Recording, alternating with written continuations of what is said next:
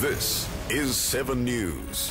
Tonight, the hunt for a drunk driver who ran down 2 police officers. He honestly thought that was it, he was going to be dead. The reluctant hero who saved a young woman from a crocodile's jaws. It was a pretty nasty animal. Living on in his children, an emotional farewell to the young father taken by a shark. And a sister's greatest gift, meet WA's first surrogate baby. From the studios of 7 Perth, Sally Bowrey. Good evening. First tonight, breaking news. A body has been discovered in a burnt-out car in Clyde Avenue in Baldivis. Reporter Kate Smithers is above the scene in the 7 helicopter. And Kate, what do we know? Good evening, Sally. Well, the vehicle was reported on fire around mid-afternoon. Police say it doesn't appear to be a traffic crash and are treating it as suspicious. Now, at this stage, they don't know if the victim is a man or a woman. Detectives and forensic officers are at the scene and say they're exploring all possibilities. This is what one witness has told us. I believe the car was coming up Clyde Avenue here, and it appeared to be on fire in the cabin when it came across the road here and hit the curb and ran up onto the curb. One of the people next door tried to go down there and do something, but it was obviously too late to do anything. Now, police have been door-knocking the area. They've also roped off an area of parkland just adjacent to where the car was found. So just repeating, a body has been found on Clyde Avenue in Baldivis. Sally. OK, thank you, Kate. A 29-year-old man is on the run after he hit 2 police officers with his car and drove off. It all started after a random breath test. The car was found dumped less than a kilometre away. 2 a.m, Power Street, Glendalough, run down by a drunk driver. 2 officers from Wembley Police found a car, engine running, parked in the car park. The man was at a payphone. He became abusive as police breath tested him, then tried to take off. The officers tried to pull the man out of his car. That's when he reversed. One officer was thrown to the ground by the force of the moving car. The other dragged for 10 metres, then pinned against this pole. The crash so strong, the pole was ripped out of the ground and struck power lines. There was just a bang and a scream and then a thud and then the screeching of wheels. They were conscious, but they looked in severe pain. Constable Declan Kelly is still in hospital. He's had a CT scan on his chest injuries. The other officer, Constable Lee Weston, has tissue damage to his legs but was released this morning. The one officer that was dragged against the car door, I spent a long time chatting with him, and he said to me that he honestly thought that was it, he was going to be dead. Late this afternoon, police found a 1998 blue Saab dumped just a kilometre from the hit and run. Stuck in the door, the disposable mouthpiece from the breath test. The individual had consumed a fair amount of alcohol. I can't give you that reading. Was he over the limit? He certainly was over the limit. Police are looking for a 29-year-old man with brown hair. Police know who he is, but won't release his name just yet. Kate Smithers, 7 News. The man who helped save a 23-year-old woman from the jaws of a crocodile has spoken for the first time about the ordeal. Michael Fletcher says while he wrestled the saltwater crocodile off Tara Hawkes, he's not a hero. Michael Fletcher has an incredible story to tell after wrestling his colleague from the jaws of a crocodile. And at Broome Airport today, everyone wanted to hear it. It was a pretty nasty animal, and, you know, I don't want to go touch another one if I can help it, so. Tara Hawkes was waist deep in the tranquil waters of Dugong Bay when the croc's jaws latched onto her leg. Michael jumped off a rock and into the water. He prized open its jaws while another man poked it in the eyes. She was in trouble. Alan was there. He took charge of the situation. I just helped out best I could. There's no one else who could really have done it, but he had to do it. It was just something anyone would have done. Tara is an employee on luxury vessel True North. Michael was working as a videographer. He says he's not comfortable being called a hero. Tara's a hero and all this. She was so brave. She was amazing. Tara Hawkes is now recovering in a Perth hospital. She texted me this morning and said that she was doing good and she wanted to catch up and have have a talk when I get back. CHANTELLE TOOHEY, 7 News. The wife of shark victim Peter Kerman has vowed he'll live on in their children. About 500 people today paid tribute to the Busselton father of two a week after he was killed off Stratham Beach. Jessica Vanderende reports. 7 days after Peter Kerman was taken from them, the funeral celebrant asked for shock and disbelief to give way to celebration.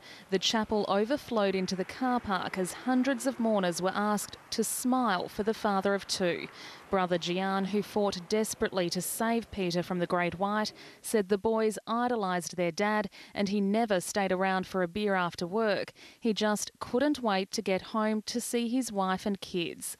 Wife Deborah couldn't speak but promised through a friend that Felix and Nicholas will never forget their dad, who she called her kindred spirit. The boys want you to know how much they love you and how much they'll miss you. Don't feel sad for us. We would rather have had you for a short time than no time at all. Gian also spoke of his brother's lust for life and love of the water, how Peter was proud as punch after catching his first fish and once spent 100 mornings straight in the ocean, returning home with his lips blue and teeth chattering. The fourth fatal shark attack in 7 months in WA. The water may have ultimately claimed Peter Kerman's life, but it didn't take his body. The discovery of more remains on Preston Beach yesterday meant the 33-year-old couldn't be buried today, but the family say it's given them closure. In Busselton, Jessica Vanderende, 7 News. Officials are amazed no one was killed when a fighter jet ploughed into an apartment block in the US state of Virginia. The two pilots managed to eject moments before the explosive crash. The first baby is being born under WA's new surrogacy laws. Baby Lincoln is just 10 days old. His auntie gave birth to him, then handed him straight over to his mum. Kate Smithers reports. Baby Lincoln is the family miracle, the third boy to proud parents Katie and Jessie. But mum Katie didn't give birth to him.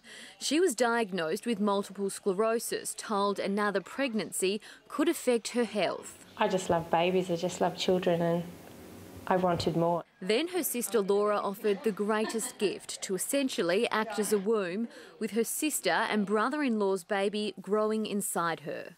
It wasn't my baby from the start, so I never grew attached to him as my own baby. He was always my nephew. It was a year-long process. The sisters and their husbands had to undergo medical and psychological tests, as well as counselling, legal advice, a 3-month cooling-off period, then IVF. But the sisters say it was well worth the rollercoaster ride. People who can't have children don't have a lot of options. Adoption is... There's not a lot of children available, and IVF is expensive and doesn't always work. Surrogacy was legalised in WA in 2009. The Reproductive Technology Council has had 12 applications. Katie and Jessie say their third boy has made their family complete. Thank you to my sister, and I love her loads. Kate Smithers, 7 News. Stay with us on 7 News. Still to come after the break, a damning new report on aged care. Plus, fun gone wrong. How a young Perth man was paralysed after mucking about with a mate. And exclusive pictures of our Navy on terror raids in the Middle East.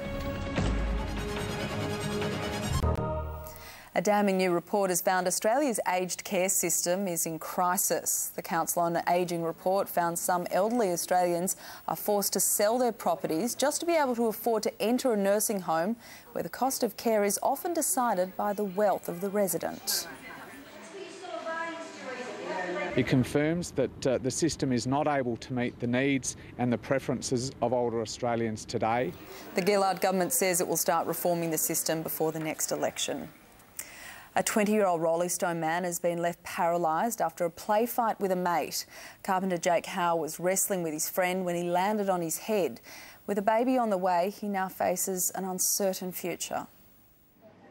4 weeks ago, Jake Howe and his pregnant partner Jessica were excited about their future, but that all changed in a blink of an eye while mucking about with a mate. Started to wrestle around a bit, and I can't really remember much of it because I sort of lost a bit of memory in that, and then I ended up getting flipped upside down, somehow and just landed directly on my head. Jake, a carpenter, is now paralysed from the armpits down and he's worried he may never hold his baby. The accident happened after a 21st birthday river cruise. Jake's prognosis is still unknown.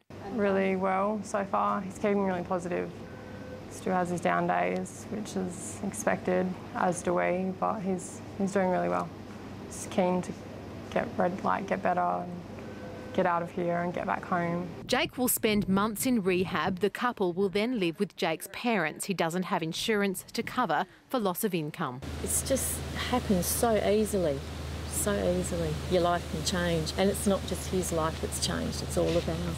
Jake has no hard feelings against his mate. He accepts it was an accident. And he's a true friend to all his friends as well, which is proven since the accident with the amount of support he's had from his friends. But yeah, he's a beautiful person. I'm a lucky girl. CHANTELLE TOOHEY, 7 News. It's been a busy few days for our Navy as it steps up the fight against terrorism in waters surrounding the Middle East. 7 News can tonight reveal exclusive pictures of several recent raids in the Gulf of Oman targeting the lucrative terrorist drug trade. Time for sport now with Adrian Barrett, and the Eagles demolished the Demons, Barra. They sure did, Sal, but it wasn't all good news. A star midfielder is injured. That's next, plus Docker to spare and the Masters as the West Coast juggernaut rolls on. Scott Selwood leads the boys home as the Demons go cold. Scott Selwood, he's having an afternoon he may not ever forget. And a crucial missed free kick costs the Dockers. How is that not a free kick? That's all in sport. Now here's Sally. Thanks, Barra. Things are heating up this week. I'll have the weather next, plus the winning numbers in Saturday Lotto. Looks like we'll have clear skies for the rest of our Easter break and stay warm too. Today we almost got to 30 degrees after a low of around 12. Right now it's 25 and the wind is south-southwest at 9 kilometres an hour. On the chart, we've just got a trough along the west coast. That's keeping things fairly warm for most of us. Also a few showers and thunderstorms firing up across the north, including in the northern Kimberley. And it looks like into tomorrow across WA, those storms will just calm down a touch. We might just see a few lingering around the northwest Kimberley. Dry for the rest of us under the high pressure system. Around the rest of the country tomorrow, partly cloudy skies in Melbourne, 21 the top in Canberra. While on the water, we can expect east-northeasterly winds 13 to 18 knots with seas sitting around a metre.